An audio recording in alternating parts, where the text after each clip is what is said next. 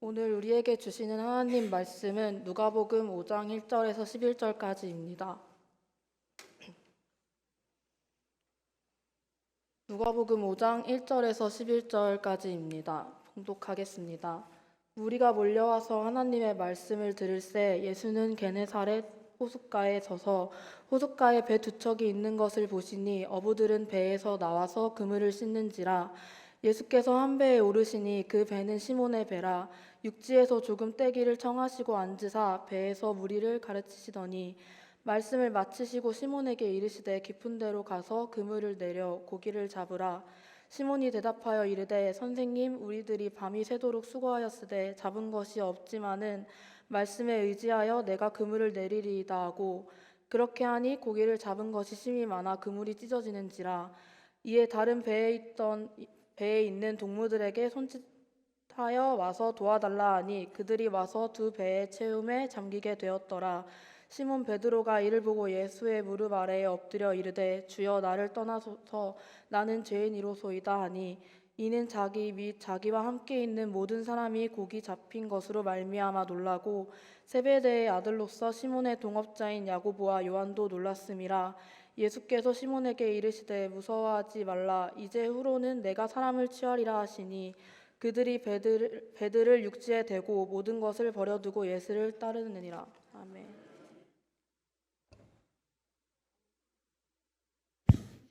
광고 및 인사 조금 먼저 드리겠습니다.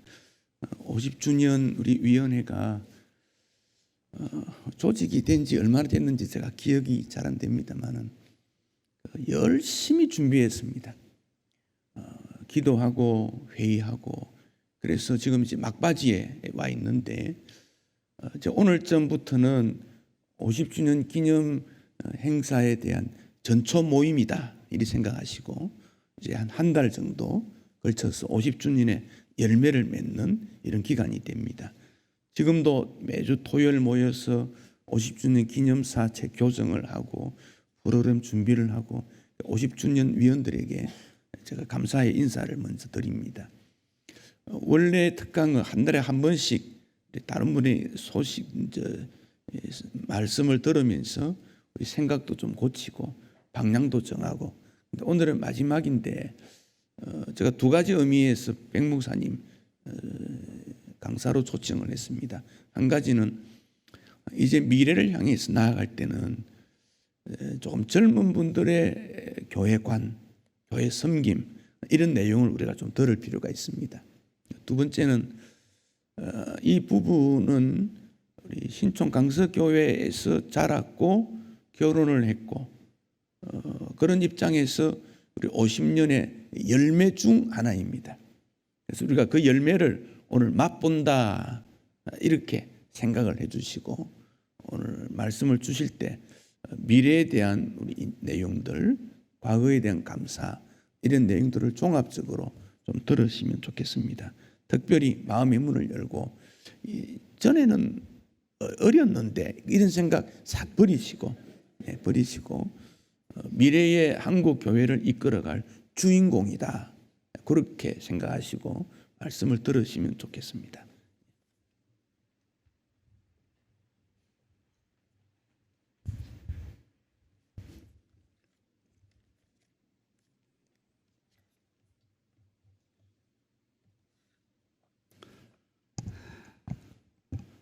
예, 반갑습니다.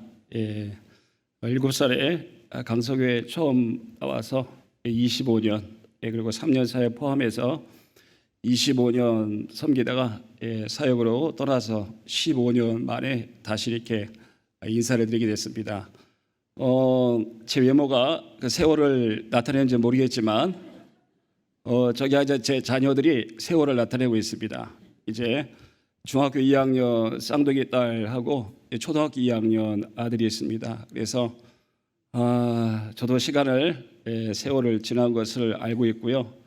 또 우리 사랑하는 성도님들 뵈니까 지붕이 많이 하얘지셨습니다. 그래서 제가 그간에 뵈진 못했지만 시간은 지난 것 같습니다. 그리고 강단에 올라오니까 우리 저기 해봉이가 하늘에 싹 보이면서 그래 남아 있구나, 그래서 참 동기로서 친구로서 끝까지 강석에 남아서 강석교회를 사랑하고 또 지켜주고 교회는 오지 못했지만 청년부 맡아서 열심히 수고하느라 말을 들을 때마다 참 마음으로 감사했습니다. 그래서 하나님께서 또 좋은 마음 주셔서 이 교회를 끝까지 섬길 수 있도록 또 좋은 동기가 있는 것에 먼저 감사를 드립니다.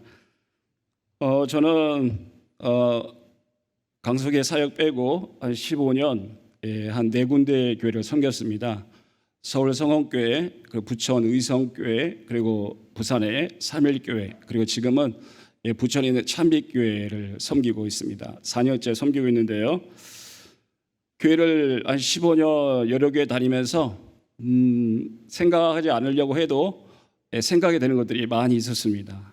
제가 교회를 배워가고 사역하면서 들었던 것들과 또 현장의 모습들이 때로는 그렇게 되는 것들 또는 그렇게 되지 않는 것들, 그러면서 교회가 뭐지? 교회가 또 어떻게 앞으로 다가오는 시대를 준비해야 되지 고민하지 않을 수 없었죠.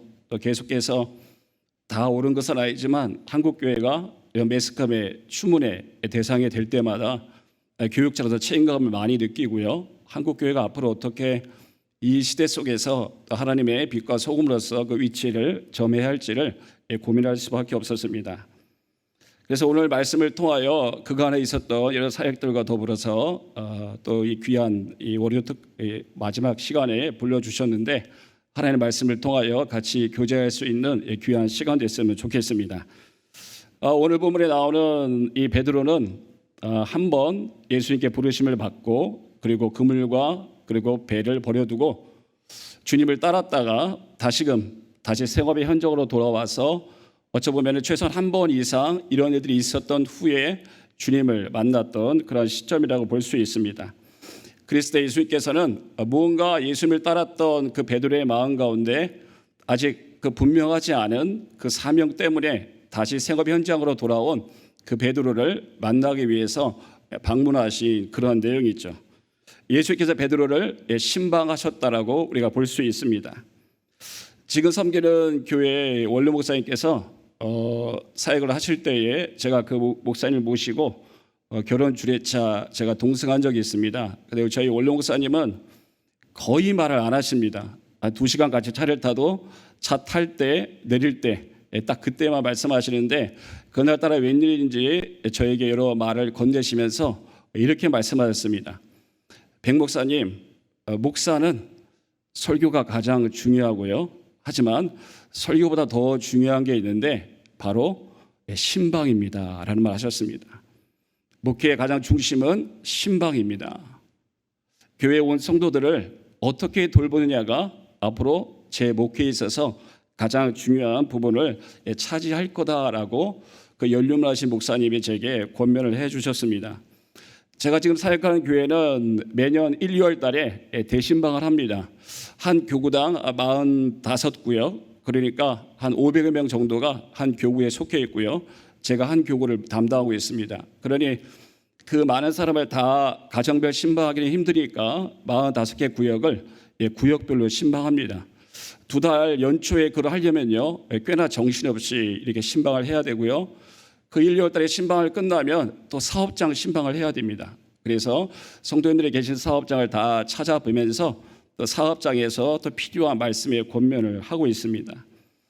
그런데 그 신방을 이 가정에 또 구역을 찾아가서 하게 되면은 드는 생각들이 있습니다. 교회에서의 뵐 때하고 가정에서 뵐 때가 조금 온도 차이가 난다라는 거죠. 그리고 가정에서 뵐 때는 속 이야기를 조금씩 하십니다. 그러면서 그분의 신앙이 어느 정도에 있는지를 목회를 하다 보니까 경험적으로 그것이 파악이 되죠. 그래서 어떨 때는 이분이 그 교회에 제법 오래 출석하셨는데 개인적으로 그분과 이야기하면서 드는 생각은 그 마음의 중심은 아직 여물지 못한, 그리고 어찌 보면은 많은 분들이 말씀하시는 대로 신앙의 연수는 오래됐지만 그 마음의 중심에 예수님이 견고하지 못한 그런 모습을 들 때가 있다는 거죠. 왜 원로 목사님께서 신방이 중요하다고 하는가? 왜 예수님께서 베드로를 다시금 신방하시는가? 우리의 신앙은 인생 전체를 통해서 이루어진다고 볼 수 있습니다. 어느 한때 극적인 변화, 어느 한때 극적인 체험이 늘 어느 정도의 수준을 유지하고 가는 것이 아니라 우리가 세상에 산다라는 것은 꽤나 위험한 일입니다.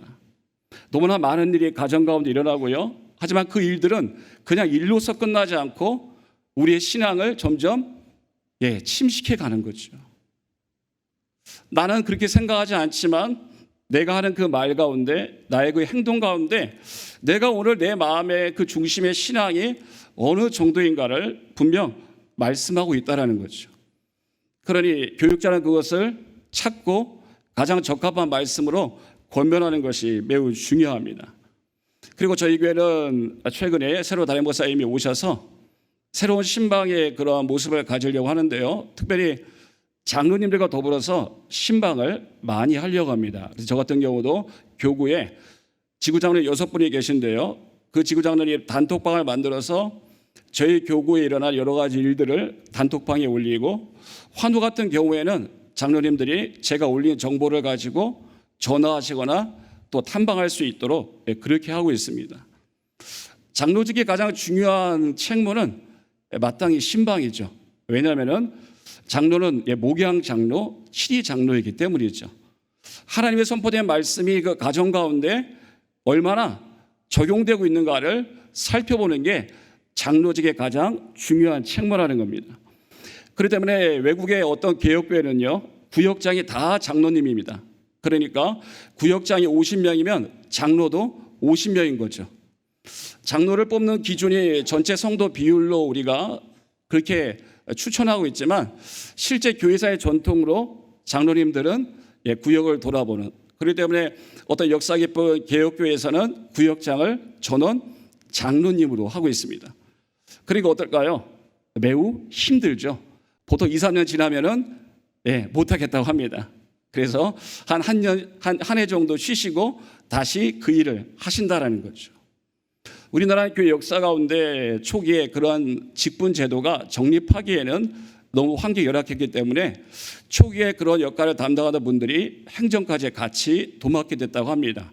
그러다 보니까 원래 장로직이 가지고 있는 말씀을 통하여 이 교회 회중이 어떻게 말씀을 통하여 그리스도를 더욱더 닮아가고 있는가를 확인하고 점검하는 역할을 우리가 우리의 마음대로 하지 못할 때가 분명히 있다라는 거죠. 그랬을 때에 앞으로 이 강소교회가 어떤 방향으로 나아갈 것인가, 무엇보다도 직분의 회복이 필요하고요, 무엇보다도 신방이 중요하다고 할 때에 장로님들의 그러한 가장 중요한 책무가 바로 성도님들을 돌아보는 것이다. 강단에 선포된 말씀이 그 일주일 동안에 성도님들 가정 가운데 남아있는가를 확인해야 된다는 거죠. 아마 오늘 저녁에 집에 돌아가셔서 오늘 들었던 말씀을 기억하려고 하는 분들은 거의 없을 겁니다. 식사하시면서 이런저런 삶의 대화 가운데 말씀을 다 우리도 모르게 잃어버리게 되고 월요일부터 시작되는 삶의 문제에 금방 다시 사로잡혀서 오늘 들은 그 말씀이 일주일을 살아갈 수 있는 힘이 되기에는 우리의 그 세기가 약할 때가 있다는 거죠. 삶의 방식이 여전합니다. 어떤 부분에 있어서 그 생각은 여전히 10년, 20년이 지나도 잘 깨어지지 않더라고요. 그랬을 때 우리가 오늘날 한국교회를 생각하고 강서교회의 미래를 생각할 때에 가장 중요한 것은 하나님의 말씀이 어떻게 우리 성도들의 일상 가운데 그 따뜻함을 유지하고 보존되는가가 가장 중요한 것입니다. 말씀이 살아있는 교회, 말씀이 살아있는 성도님들, 그 말씀이 살아있는 성도님들이 사는 모든 삶의 현장 가운데 그 말씀이 능력으로 세상 가운데 드러날 때에 하나님이 영광 받으시고 그 교회의 권위가 회복되고 세상의 교회를 향하여 손가락치는 것이 아니라 그 교회를 향하여 다시금 하나님을 찾는 그런 역사가 있을 줄로 믿습니다. 그래서 때 앞으로 이 좋은 환경을 주신 걸 보니까 참 좋더라고요. 새로 지었다는 말은 들었는데 잘 와보지 못했었는데 와보니까 좋은 예배당, 좋은 시설, 다른 지역의 교회들은 막 교회 짓고 싶어도 안 되고 땅도 안 나오고 하는데 가만히 계셨는데 하나님의 은혜로 아무것도 하지 않으신 분들이 이런 좋은 건물을 주셨을 때는 딴 거 없습니다. 열심히 주님 섬기고 부응할 수 있도록 우리가 마음을 모으는 것이 가장 중요할 줄로 믿습니다. 오늘도 주님께서 의도적으로 베드로를 찾아오셨죠. 사업장 신방하셨습니다. 그래도 어떻습니까? 그날 매출이 영 시원치 않죠. 경기가 다 어렵다고 하고요. 직원을 고용하기가 매우 힘들고 그래서 업주들이 스스로 일하는 요즘 환경이죠. 저도 사업장 신방을 많이 다니는데요. 특별히 중소기업이나 개인 사업자를 가지고 계신 분들은 늘 하는 말이 간신히 먹고 삽니다. 이런 말 참 많이 하시죠. 이렇게 어려운 때가 없었다라는 말을 참 많이 합니다. 그랬을 때에 이 예수님께서 베드로의 이 경기가 불황일 때에 그날 매출이 참 시원치 않았을 때에 한마디를 던지시죠. 깊은 데로 가서 그물을 내려 고기를 잡아라. 어떤 교회 한 성도님의 사업장에 신방을 갔습니다. 연세가 지극히 많으시고요. 그래서 제가 말씀을 전했는데 끝나시고 뭐가 언짢았는지 저한테 약간 역정을 내시더라고요. 목사님, 신앙생활만 열심히 한다고 사라지는 것 아닙니다. 정색을 하시고 말씀하시길래 큰일 났다. 성도님들 화나면 나 혼나는데 해서 제가 이걸 어떻게 수습해야지라고 생각을 했습니다. 그런데 기도만 하라고 말하지도 않았고요. 열심히 일 안 해도 된다라고 말씀드리지 않았던 것 같습니다. 그런데 이분이 지독하게 고생을 하셔서 자수성가하신 재력가였습니다. 그래서 제가 드리는 말씀 속에 하나님만 의지하십시오라는 말이 꽤나 불편했던 겁니다. 내가 죽도록 고생할 때 하나님 뭐 하셨는데? 혈혈단신 지방에서 이 수도권에 올라와 다 배를 골망하시며 한 끼 간신히 먹는 그때에 하나님 뭐 하셨는데? 고생해도 내가 고생했고 힘들어도 내가 고생했고 지금까지 이 자리에 오른 것도 내가 했는데 왜 목사님은 항상 이상적으로 하나님 의지하십시오라는 말만 소위 말하는 남발하냐는 것입니다. 목회자들이 성도가 사는 삶의 현장을 잘 몰라 이상적인 말만 현장과는 그 괴리감이 있는 말을 많이 한다는 피신자를 들을 때가 많이 있죠. 예수님이 베드로에 하신 말씀도 어찌 보면 매우 형편없는 말입니다. 예수님은 목수죠. 베드로는 어부입니다. 예수님의 전공 분야가 아닌데 베드로에게 훈수지를 할 때에 아무도 기뻐하지 않습니다. 아무리 선생이지만 경우에 맞지 않는 거죠. 베드로는 분명하게 오늘은 매출이 영 신통치 않다. 오늘은 문 닫아야겠다라고 생각하는 그 시점입니다. 자기가 잘 하고 잘 아는 분야에 때는 목회자가 어떤 말씀으로 권면하는 것이 한계가 있습니다. 왜냐하면 말씀과 실제 삶의 현장은 성격이 다르기 때문이죠. 그러니 제가 경험해 보니까 많은 삶의 현장에 전문적인 지식과 경험을 가진 분들이 때로는 말씀을 가려 듣습니다. 특히 말씀을 전하는 그 대상에 따라서 때로는 그 사람이 좀 연차가 낮으면 오히려 권면해 주시고 위로해 주시고 하시지만 드는 생각은 저렇게 말씀을 임의대로 듣고 안 듣고 하시면은 크게 유익은 되지 않겠다는 생각을 할 수밖에 없는 거죠. 하지만 베드로 어떻습니까? 작은 순종을 하죠. 밤이 새도록 수고하였을 때 잡은 것이 없지만은 말씀에 의지해서 그물을 내리겠습니다. 밤이 새도록 수고하였을 때 잡은 것이 없습니다라는 말은 자기 확신입니다. 예수님일지라도 이 부분은 안 되는 겁니다. 이 부분만큼은 예수님의 말씀도 어찌할 수 없는 거죠라는 삶의 영역이 우리 모두에게 있습니다. 나의 지식과 경험 속에서 절대라는 꼬리표가 붙은 부분들이 많이 있습니다. 도무지 깨어지지 않는 자신의 주관적 판단이 주인 노릇하는 생각이나 감정의 영역도 많이 있습니다. 철옹성같이 자신의 논리로 무장된 채로 어떤 말씀도 깨뜨릴 수 없는 고집스러운 마음도 있습니다. 우리가 하나님 말씀에 깨져야 될 부분은 바로 이 지점이죠. 이 부분들을 대부분 스스로 고수하고 들을 만한 부분에 있어서만 말씀을 들을 때에 우리가 하나님의 일을 할 수는 있지만 그 사람이 바뀌지는 않는 것 같습니다. 교회 생활을 하면서 20년, 30년 그 교회를 섬겼던 분들을 만나봅니다. 그 교회에 참 열심인 분들이죠. 하지만 제가 아직 경험이 없어서 그런지 모르겠지만 문득 드는 생각들은 하지만 그분은 안 변한 분들이 많습니다. 하나님 말씀을 안다면 삶의 태도가 이래서는 안 될 것 같은데 하나님의 일은 그토록 노련하게 잘 하시는데 왜 그분의 인품 가운데 그리스도 예수를 닮은 모습은 볼 수 없지? 왜 저렇게 쉽게 화를 내시지? 왜 저렇게 교회에서 다투고 싸우시지? 진짜 깨어져 할 것이 있고요. 예수님은 그럴 때에 우리를 그 낙심의 현장 가운데서 그 부분을 고치기 위하여서 찾아오신다라는 것입니다. 사역을 하면서 열정도 있고 성실하신 많은 분들, 때로는 가정도 희생하면서 수고하시는 많은 분들, 그러나 웬일인지 다들 깨지지 않는 자신들의 그 성역과도 같은 인생의 부분을 끝까지 붙들고 하는 분들이 제법 많다라는 것입니다. 대부분 교회 문제는요, 무관심한 분들이 아니라 열심히 있는 분들 가운데 일어난다는 것을 제가 발견할 수 있었습니다.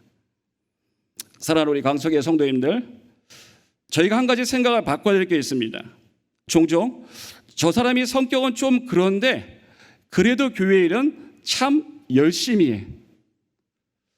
맞는 말입니까? 틀린 말입니까? 대답하기 힘들죠? 저 사람의 성격은 좀 그런데 그래도 교회는 참 열심히 해. 앞에가 중요합니까? 뒤에가 중요합니까?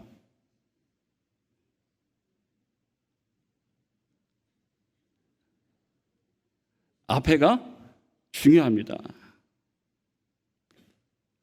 오카나 목사님께서 살아계실 때 자신의 교회를 향하여 하신 말씀이 내가 사람은 많이 모았는데 한 사람도 변화하지 않는 것이 하나님 앞에 죄스럽다는 말씀을 하신 것을 알게 되었습니다.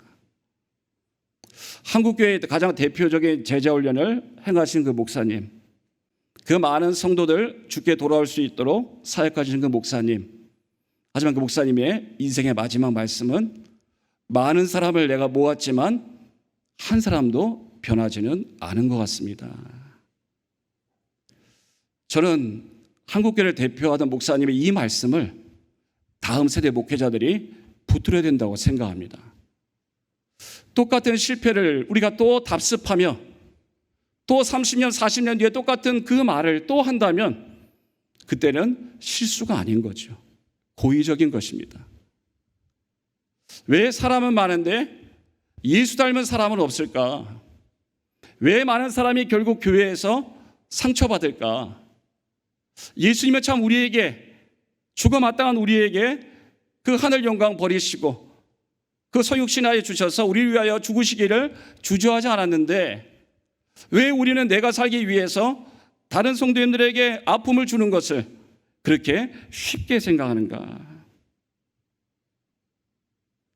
하나님께서는 일 잘하는 한 사람이 아닌 철저하게 하나님께 엎드리는 그 한 사람을 찾기를 원하십니다. 하나님이 원체 능력이 대단하셔서 우리가 필요한 게 아니죠. 하나님이 일할 사람이 없어서 사람을 모으는 게 아닙니다. 하나님은 천지를 창조하셨고 무에서 유를 만드시는 유일하신 분이죠. 우리가 없어도 주의 일은 행해지죠. 그렇다면 왜 우리가 필요하겠습니까? 세상에 의와 공도를 나타내기 위해서. 하나님의 사람이 세상의 사람과 구별됨을 드러내지 못하면, 그 거룩이 교회의 중심 주제가 되지 못하면 우리는 어떤 신앙 선배의 그 말을 우리가 지금 꿈을 갖는 이 시점에서 그것을 뒤집는 말을 할 수도 있다는 겁니다. 제가 맡았던 교육부서의 두 분 선생님이 그렇게 앙숙이었습니다. 만나면 싸우고 또 싸우고, 하도 싸우시다가 한 번은 로비에서 야 이 사탄아 하는데 담당 교육자로서 아 이것도 왜 저러시나 하고 달려갔더니 또 한 판 붙으신 거예요. 그래서 제가 뜯어 말리고 제발 좀 돌아가세요 했는데 나중에 말씀을 들어보니까 그분들끼리는 싸울 만한데 제가 봤을 때는 하나님 말씀을 안다면 싸울 일이 전혀 아니었습니다. 그런데 이 두 분이요 정말 열심히 교사였거든요. 제가 그때 맡은 부서가 청소년 부서였는데 일진 아이들이 많았습니다. 그러니까 그 수련회 가면은 맨날 담배 펴가지고 제가 방문 두들고 열쇠 따서 연기 가득한 사이에 아이들 다시 끄집어내서 방에 다시 강당에 채워놓고 말씀 전하면 또 어디 5분 뒤에 도망가고 그런 애들이 있으니까 사회가 참 척박했죠. 하지만 그런 애들을 개인 용돈을 주어가면서 끝까지 교회에 오시게 하는 거예요. 이런 분은 흔치 않거든요. 그러니까 그 일진 아이들이 그 선생님 중에 한 분한테는 엄마라고 합니다. 그런데 자꾸 일진을 닮아가시는 거예요. 일진을 변화시키려고 하다가 본인이 자꾸 일진 성향을 나타내십니다. 툭 하면 뭐라 하시고 싸우시고. 제가 그래도 저것도 친분이 있었기 때문에 한 번 이렇게 말을 했습니다. 집사님, 하나님이 일을 잘 하시는 거 하나님이 잘 아실 줄 압니다. 그리고 제가 보기에도 집사님 최고입니다. 하지만 집사님, 하나님 일 열심히 하시는 것이 끝까지 좋으시려면요 하나님의 말씀에 순종하십시오. 왜 그렇게 죽고 못 살아 싸우십니까? 화해하시고 용서하시고 사랑하십시오. 우리 주님이 왜 죽었습니까? 화목제물로 죽었는데 예수 믿는 우리가 싸우면은 우리가 우리 자신을 부인하는 겁니다. 우리 스스로 하나님의 부르신 가운데 나와 그의 몸된 교회에 속했는데 화목제물로 죽으신 주님이 머리 되신 교회에서 몸이 싸워서 되겠습니까? 주님을 위해 이런다고 다투는 것은 말도 안 되는 것입니다. 주님이 사람이 부족해서 우리를 쓰는 것이 아니기 때문에 오직 모든 섬김이 은혜라고 생각하시고 더 겸손하십시오. 어떻게 됐을까요? 똑같습니다. 똑같습니다. 똑같습니다. 목사님, 그건 그거고요. 결국 한 분은 교회를 떠나시고 한 분은 암으로 세상을 떠나셨습니다. 지금도 드는 생각이 그분 어디 가셨을까 생각이 듭니다. 목회자를 만났을 때 더 권면할 걸, 관계 생각하지 말고 더 말씀드릴 걸, 형제 사랑하지 않고 우리가 서로를 사랑하지 않으면 우리가 아무것도 아니라는 거 한 번 더 말씀드릴 걸, 후회가 많이 남습니다.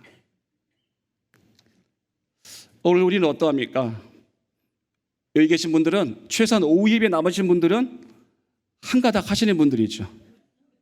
대부분 주일 대예배 드리시고 다 집에 가십니다. 저희 교회도요 작년 출석이 한 2,000명 되거든요. 하지만 주일 오후 예배 참석은요 몇 명 정도 있을까요? 10분의 1도 안 됩니다. 대부분 내가 필요한 영양식 먹고 그냥 가시는 거죠.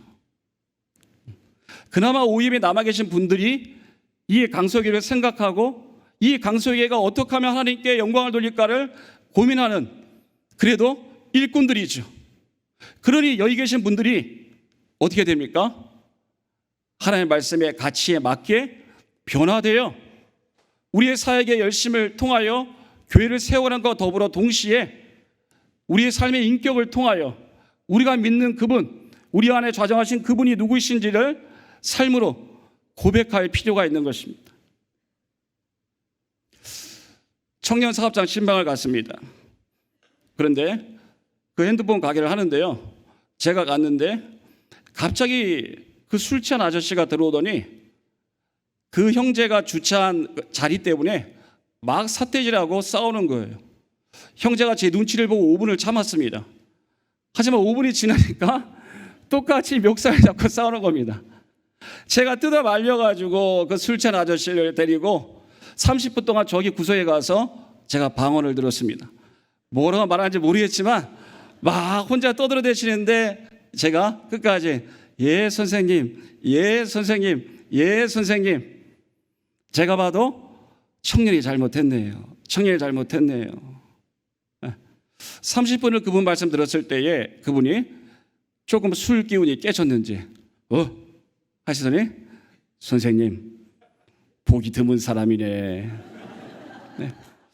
당신도 제 입장을 아셨는지 제가 못 알아듣는 소리를 30분 들은 게 얼마나 대단한지 아셨는지 이게 보통 힘든 게 아닌데 하시더니 괜히 저 청년이 사람 기분 좋게 한잔 했는데 열받겠다라고 그래서 제가 댁에 가셔서 술 깨시고 좋은 오후 되십시오라고 돌려보냈습니다. 함께 신방을 갔던 간사가 머리서 그걸 지켜보고요 제게 하는 말이 목사님 제가 사역하면서 간만에 하나님 말씀들이 행동하는 게 무엇인지를 본 것 같아요. 예수를 믿는다라는 건 세상 속에서 이익은 별로 없습니다. 돈 벌고 잘 되는 건요 우리의 재능이면 충분하죠. 하지만 예수 재능은 그런 게 아니더라고요. 예수 재능은요 세상과 거꾸로 갈 때에 예수 재능입니다. 억울하고 열받고 자기 자존심 드러내고 싶을 때에 이겨낼 수 있는 힘, 복음의 능력입니다. 내가 어떨 때 구원받았고 내가 어떻게 주님을 만났는지를 알 때에 우리가 그것을 세상 가운데 세상은 다 그렇게 살아가는데 우리가 그 삶의 중심에서 그들과 전혀 다른 삶의 방식으로 그 동기가 예수가 되어 그 상황 가운데 전혀 다른 모습을 보일 때에 하나님이 영광 받으시는 거죠. 한 장로님께서 제게 말씀을 하시는데 1억을 손해보는 일이 생겼다고 합니다. 그래서 그분이 내가 이놈을 내가 어떻게 해야지 하고 계시길래 제가 장로님께 장로님 손해 보십시오. 장로님이 저를 안 죽인 게 감사합니다. 네. 이게 1억이 얼마인지도 모르고 저보고 목사가 너무 쉽게 고생도 안 해본 게 어디 1억을 제가 말씀을 듣고 장로님 손해 보십시오. 근데 그 장로님이요 굉장히 성격은 드세신데 제 말에 순종하셨어요. 그래서 하시는 말씀이 내 살다 희생하는 것이 이긴다는 말은 처음 들어본다. 그런데요 놀랍게도 그 장로님 1억 손해 보셨지만 결국 금전적으로는 손해를 안 보시는 상황이 되었습니다. 무엇 때문입니까? 우리 삶의 모든 것 하나님의 주권 가운데 실제 있다라는 거죠. 믿는 자들은 절대적인 손해는 안 봅니다. 상대적인 손해는 받을 수 있습니다. 하지만 하나님께서는 그 삶의 현장 가운데 보기 원하시는 것은 우리가 가지고 있는 그 복음과 예수의 가치가 그 어떤 선택 속에서 어떤 기준으로 작용하냐는 거죠. 그 1억이 오가는 그 상황 속에서 내가 예수 때문에 과감하게 그것을 내려놓았을 때에 아마 그 상대는 놀랐을 겁니다. 하지만 하나님께서는요 그 장로님을 손해보게 하지 않았습니다. 오늘 우리에게 필요한 것은 우리의 절대 깨어지지 않는 10년, 20년, 30년의 세월 가운데도 하나님 말씀 앞에서조차도 절대 물러서지 않는 나의 논리로 철저하게 무장된 그 신앙의 사각지대가 무너져야 됩니다. 주님, 제가 20년, 30년 이렇게 살아왔어요. 하지만 이거는 안 돼요. 하지만 주님은 바로 그곳에서 도전하기를 원하십니다. 변화는 전해보지 않은 새로운 일을 하는 것이 아니라 전에 늘 해보았지만 되지 않는 곳에서 하나님의 말씀으로 역사하는 능력을 경험할 때 우리가 변화라고 합니다. 교회는 그런 변화가 필요하죠. 앞으로 강소교회가 새로운 비전을 가지고 나아갈 때에 우리의 시선이 닿는 곳은 큰 교회에 앞서가는 중요한 것들을 우리가 모방하는 것도 중요하지만 하나님이 그 이상의 분인 것을 알 때에 이전에 우리의 믿음이 부족하여 하나님은 좋아하셨던 어떤 일들을 우리가 믿음을 회복하여 다시금 도전하는 것도 꽤나 가치가 있다는 것입니다. 우리가 정말 그렇게 기도했는가? 정말 뜨겁게 부르짖었는가? 정말 이전에 우리의 신앙의 선배님들 같이 차가운 마룻바닥에서 정말로 아무것도 없이 하나님만 믿고 기도했는가? 정말 우리가 하나님이 우리에게 명령하신 그것을 다 해보고 그래도 안 되면 그때 다른 지혜가 필요한 것이겠죠. 이제 한국교회가 조금 배가 불렀지 않습니까? 이제 특별히 한국교회가 어려운 게 없습니다. 그렇기 때문에 주일학교가 감소되죠. 이전에는 교회가 사회보다 다 좋았잖아요. 그러니까 어떤 이익을 얻으려고 교회로 들어왔습니다. 하지만 지금은 세상이 훨씬 더 뛰어나죠. 그러니 안 들어오는 겁니다. 어떻게 해야 될까요? 서울에 있는 교회의 70%가 주일학교가 없습니다. 주일학교 급격하게 쇠락합니다. 2만 명, 3만 명 교회의 중고등부가 200명밖에 되지 않습니다. 이대로 간다면 15년, 20년 뒤에 한국교회는 정말 쇠락하겠죠. 어떻게 우리가 승부를 걸어야 될까요? 저는 다른 게 없다고 생각합니다. 기도로 하나님 앞에 엎드리는 겁니다. 다음 세대 청년들이 참으로 기도하는 것을 배우는 것입니다. 똑똑한 청년은 많죠. 하지만 정말로 그 무릎이 강한 청년은 만나기 어렵습니다. 저는 청년사역을 15년 넘게 계속 해왔습니다. 항상 청년들한테 그럽니다. 뭔가 정말 주님을 알고 싶다면 그 진정성을 나타내라. 철학기도도 해봐라. 정말 하나님께 간절하게 뜨겁게 기도해봐라. 그러고 다른 것들을 해보는 거다. 하나님께 끝까지 엎드려 보고 그래도 아니면 그건 하나님도 아닌 거다. 하지만 하나님께 정말로 엎드려 보지 않은 채로 다른 것에 우리의 시선이 닿는다면 그것은 위험한 것이다. 2시간, 3시간 기도해 보라는 것입니다. 중등부 아이들 데리고 70명 데리고요. 저 일본에 간 적이 있습니다. 부산에서 사역할 때인데요. 70명의 중등부, 아까 말했던 그 일진들을 가득한 애들입니다. 그런데 그 중등부 아이들한테 이렇게 말했습니다.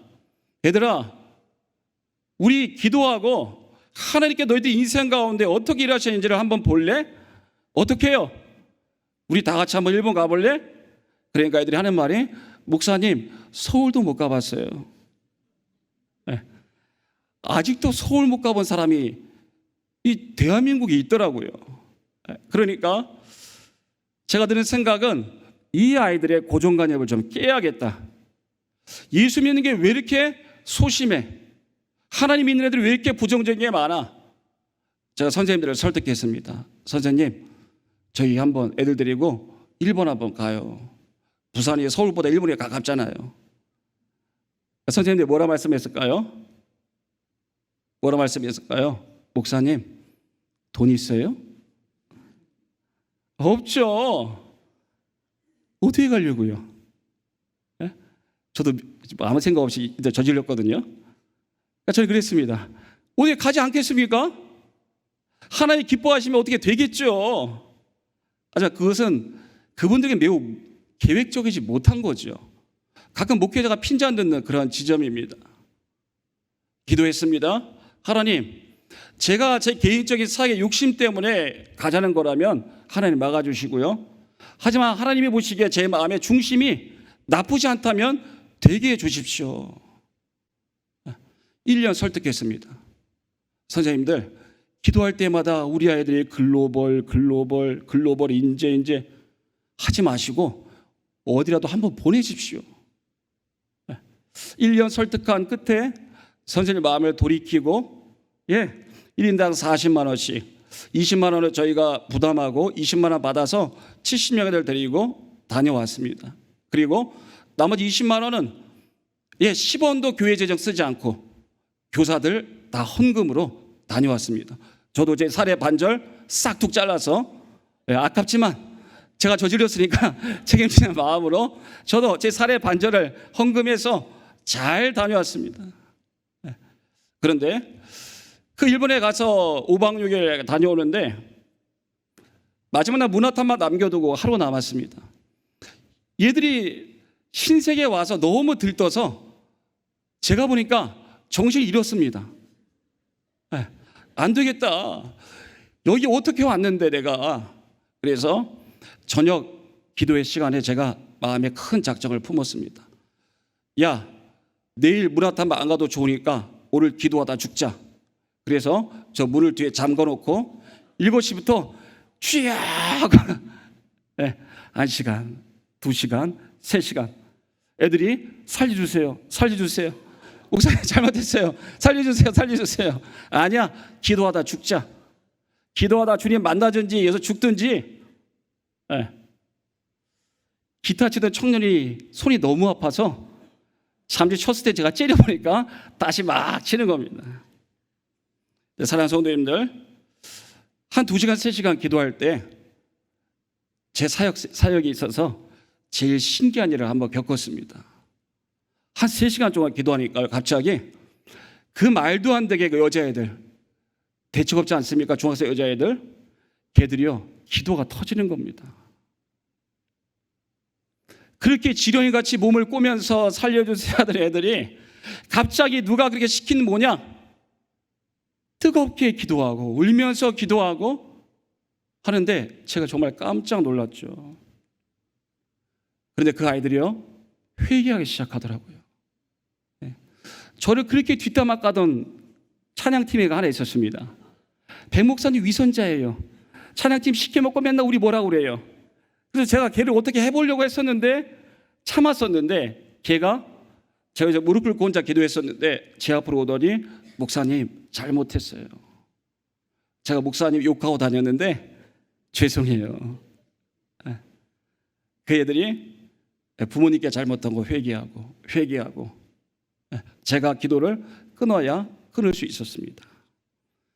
사랑하는 강석의 성도님들, 하나님은 살아계십니다.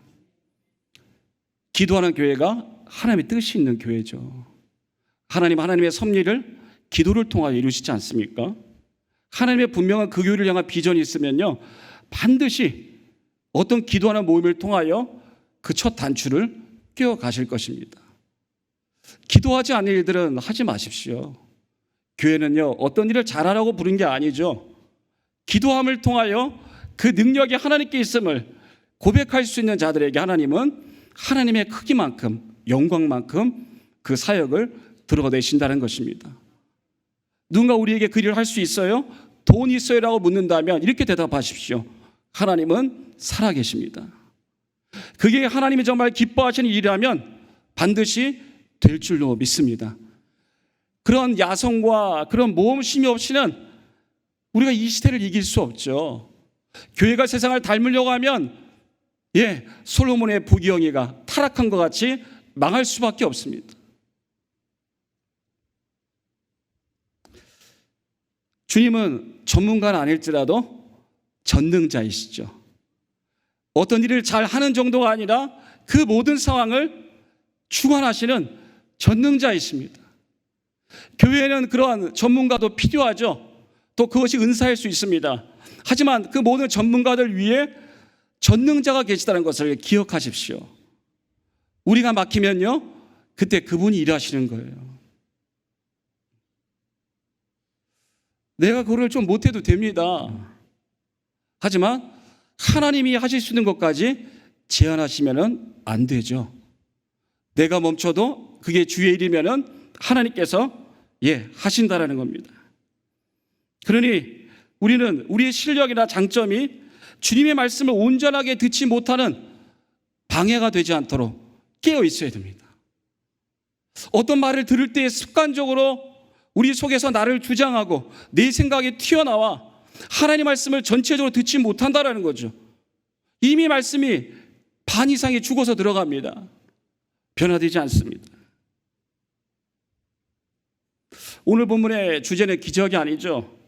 주님 말씀에 순종하면 뭐든지 할 수 있다는 것도 아닙니다. 주님은 지금 교회를 세우기 위하여 제자를 모으시는 거죠. 그리고 주님은 어떻게 합니까? 풍족한 결과를 우선 주십니다. 그물이 찢어지도록 베드로가 고기를 잡도록 하시는 거죠. 하지만 하나님께서 이렇게 풍족한 결과를 통하여 노리시는 게 있습니다. 우리 인생의 갑작스러운 복과 형통을 주실 때가 많습니다. 하나님은 현세적인 복도 주십니다. 그러니 구할 필요가 있죠. 하지만 그 물질이나 그 가정의 축복 그 자체로만 끝나서는 안 됩니다. 기복신앙은 물질을 바라는 신앙을 말하는 것이 아니라 물질만 바라는 신앙을 말합니다. 물질이 있어야 됩니다. 필요합니다. 교회에 재능 건사를 가진 사람이 많이 있어야 합니다. 하지만 그게 목적이 돼서는 안 됩니다. 왜 우리 가정의 자녀들을 형통하게 하셨는가? 왜 우리 사업장이 갑자기 잘 되게 하셨는가? 주님이 이걸 통하여 내게 무엇을 말씀하시는가? 거기에까지 우리 생각이 닿아야 되죠. 때로 어떤 간증을 들으면요, 실족하는 분들이 많아요. 왜요? 왜 똑같이 예수 믿는데 우리 집 자식은 헤매고 저 집 자식은 다 잘 될까? 똑같이 예수 믿는데 왜 우리 사업은 잘 안 되고 저분 사업은 잘 될까? 하지만 그게 초점이 아니죠. 그 이유가 중요합니다. 하나님 주신 복을 통하여 하나님이 내게 무엇을 말씀하시기를 원하시는가? 우리 사업장을 특별히 다른 사업장보다 크게 하셨다면 그 최종적인 목적은 무엇일까? 우리 자녀가 다른 사람보다 더 지위와 명철이 뛰어나다면 그 자녀를 통한 우리 주님이 그리시는 그림은 무엇일까? 우리가 바라볼 필요가 있습니다. 조금 아쉽게도 하나님께 넘치는 복을 받았지만 그 복으로 끝나고 말 때가 많죠. 그 복의 자랑에 머물고 맙니다. 하지만 복을 잘 이용하지 않으면요, 솔로몬의 부귀영화의 끝을 답습할 수 있습니다. 지혜를 구할 때는 온갖 것을 다 주셨지만 자기가 얻은 것을 유지하려고 했을 때 이방 나라 의지하고 끝이 너무 안 좋았죠. 어찌 보면 가난할 때가, 아무것도 없을 때가 하나님 일하기는 훨씬 좋을 수 있는 겁니다. 오늘 보면은 참 이상한 장면이 있습니다. 하나님이 베드로에게 축복하셨죠. 영 매출이 신통하지 않은 그날 찾아오셔서 갑자기 문 닫기 전에 오셔서 하루 매출을 넘을 장사를 하게 하셨습니다. 갑자기 숨어있던 100명의 그 소비자가 몰려와서 그날 모든 매상을 올려주었습니다. 그럴 때 베드로는 어떻게 해야 됩니까? 역시 우리 주님 달라라고 할 것 같은데 베드로는 이렇게 말합니다. 주여, 나를 떠나소서, 나는 죄인입니다. 사랑하는 강성의 성도님들, 저는 오늘 사람을 낚는 어부가 되라는 그 중요한 말씀의 주제로 오늘 이 부분을 가장 중요한 전환점으로 삼고자 합니다.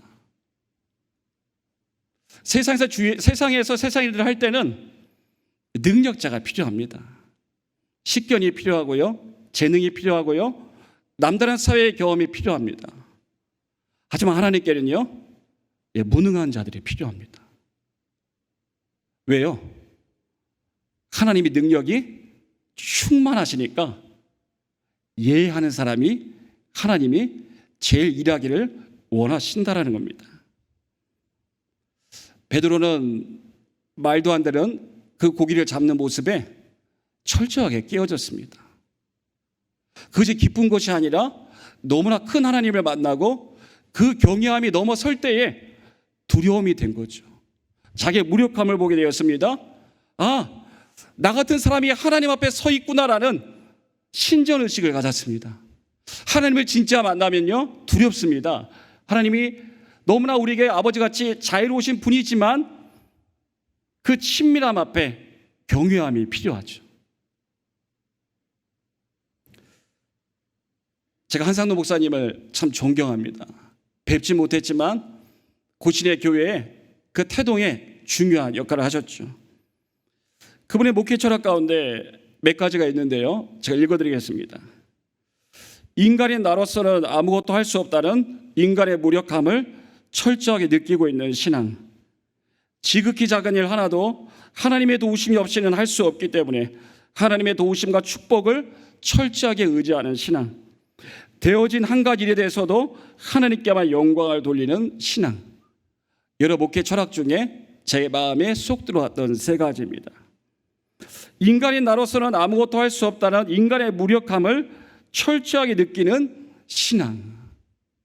결국 우리가 죽어야 한다는 거죠. 제 15년 사역 가운데 명확해지는 것 한 가지는 우리 모두가 죽어야 합니다. 사역을 시작하며 처음에는 이것저것 많이 배웠습니다. 그리고 제법 열심히 해서 인정도 많이 받았습니다.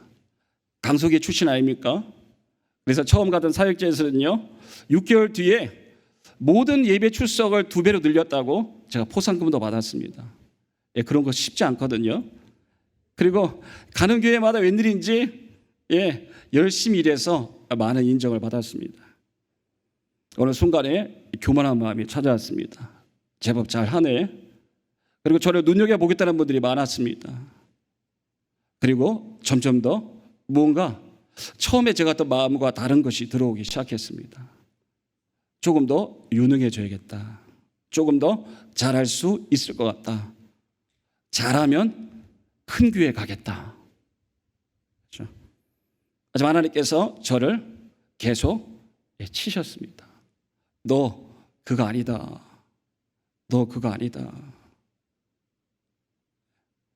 몇 대 얻어 맞으니까 정신이 돌아왔습니다.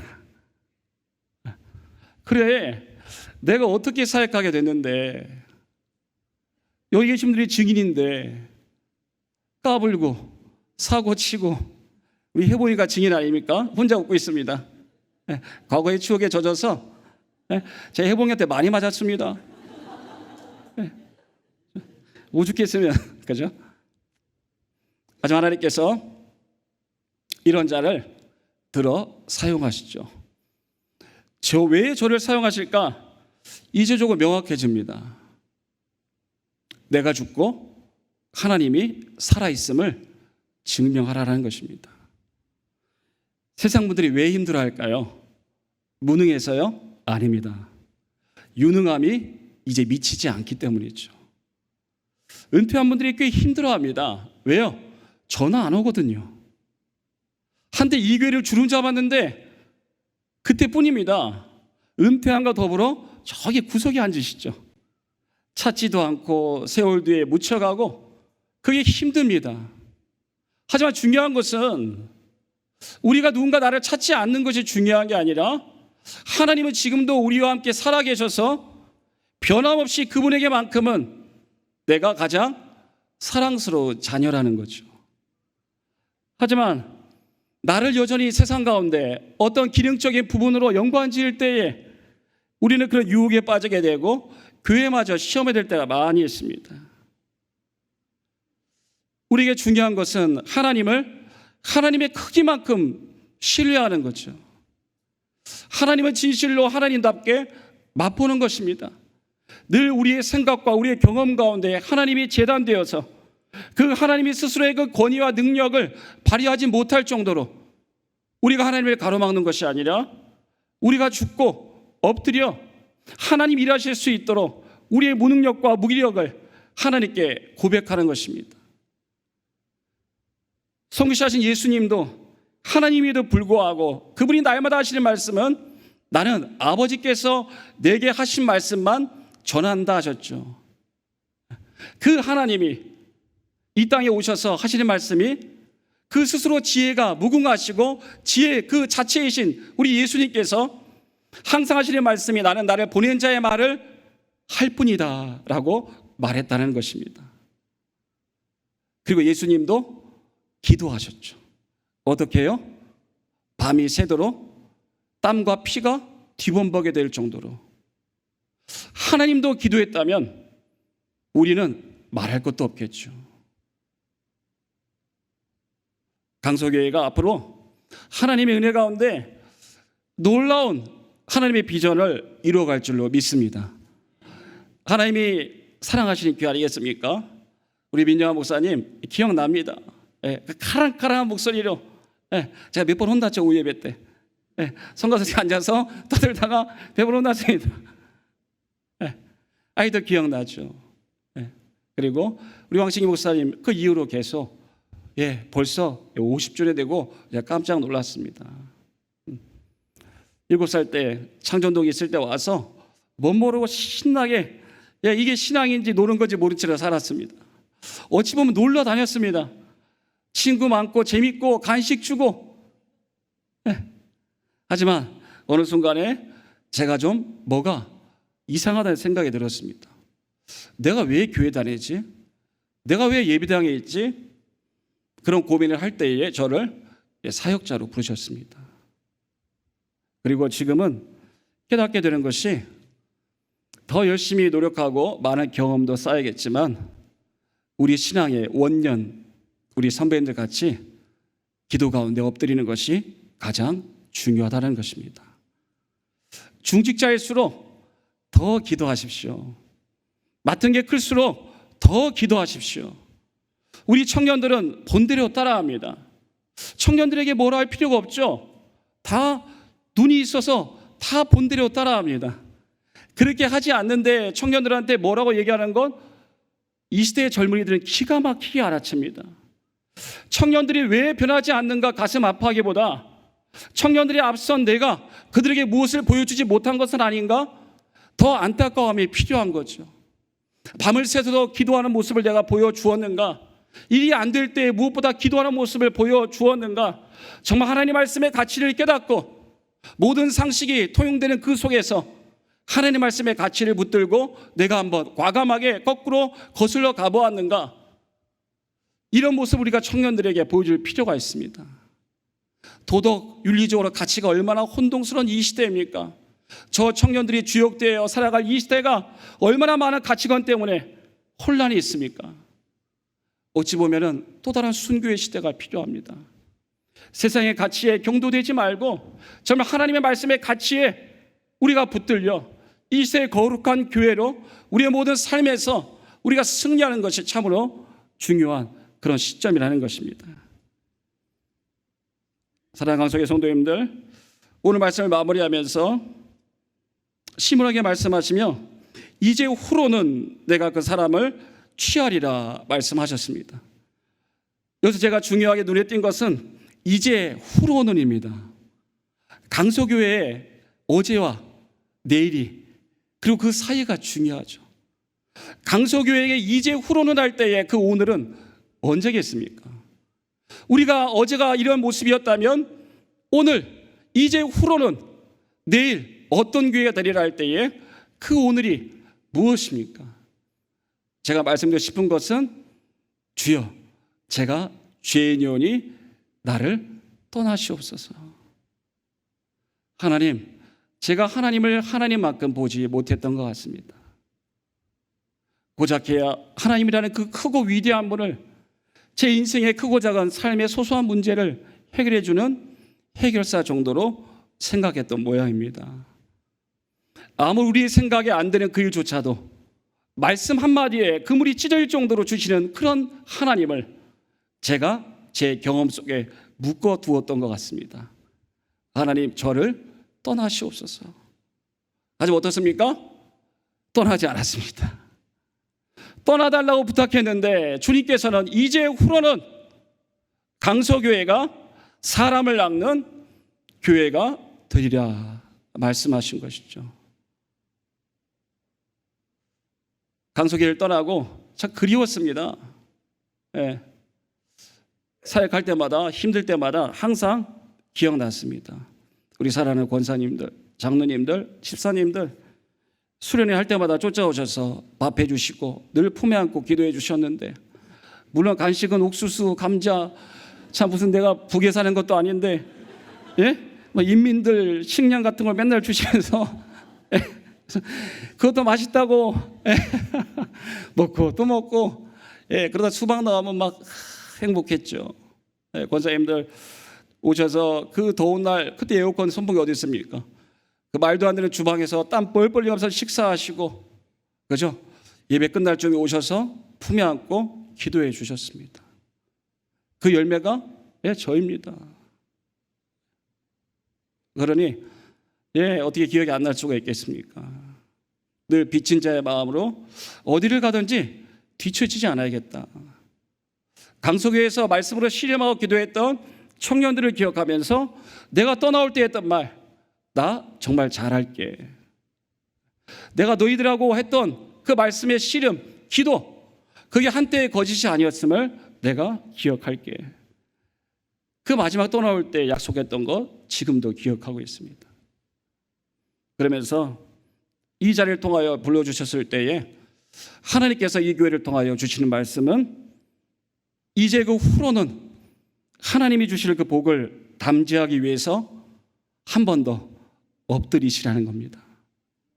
그간의 모든 사역적인 경험과 우리의 모든 삶의 노하우도 내려놓으십시오. 밤이 새도록 그물질을 했지만 고기 한 마리도 없는 그곳에 주님은 역사하시기를 원하십니다. 바로 그곳이 터져야 이 교회의 머리 되신 하나님이 영광 받으시기 때문입니다. 될 만한 것들이 되면은 아무도 엎드리지 않습니다. 하지만 되지 않을 게 돼야 비로소 우리와 하나님의 크기를 깨닫게 되고 우리가 엎드리게 되는 거죠. 상식이 아니라 기적이 상식이 되는 교회가 될 수 있기를 소망합니다. 참으로 그래서 이 50주년에 막 가슴 벅차지 않습니까? 하나님 앞으로 우리 교회를 통해서 더 어떻게 더 많은 것들을 채워주실까 기대하실 때에 처음 주님 만났던 그 사모하는 마음으로 돌아가셔서 그 사랑 다시 회복하시고 주님이라는 그 능력을 붙들고 부르시는 모든 현장에서 승리할 수 있는 우리 모든 강서교회 우리 성도님 될 수 있기를 진심으로 소망합니다. 기도하겠습니다.